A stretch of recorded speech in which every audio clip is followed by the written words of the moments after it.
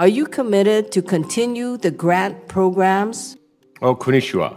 That cringeworthy exchange between Interior Secretary Ryan Zinke and Representative Colleen Hanabusa happened Thursday, with some immediately calling the remark racist, flippant, and juvenile. There were strong reactions to Zinke's comments, but beyond that, some experts argue it's indicative of the lack of knowledge about Japanese American history. Zinke's konnichiwa greeting, which roughly means good afternoon in Japanese, came after Representative Hanabusa, a fourth-generation Japanese American, shared that her grandfathers were forced into internment camps during World War II.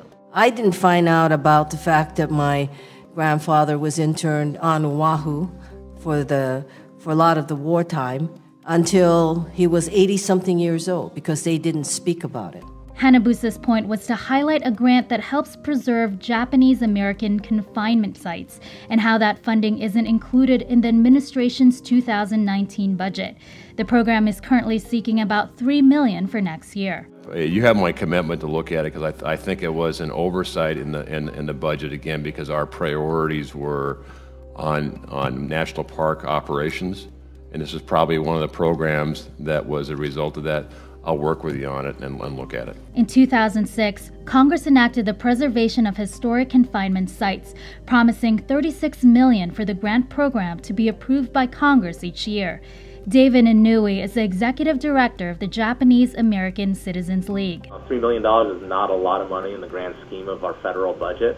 But when you talk about giving $50,000 or $100,000 to an organization that can then put on a quality education program, it really opens up the learning base for who is going to learn about what happened during World War II. 76 years ago, about 120 mostly Japanese Americans were forced into internment camps. The internment was so horrific that it warranted a public apology from President Ronald Reagan in 1988. This action was taken without trial, without jury. It was based solely on race. For these 120,000 were Americans of Japanese descent. But according to Inouye, some of that history could be lost without the appropriate funding. Unfortunately, we are seeing that a lot of people still do not know about the Japanese American experience during World War II, and that American citizens were essentially deprived of their rights as citizens.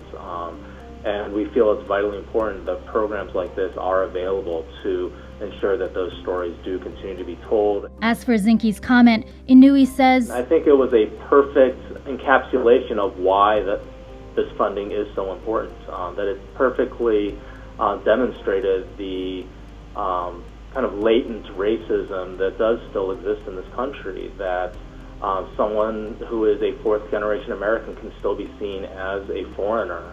And that is the exact racism that led up to the incarceration of Japanese Americans.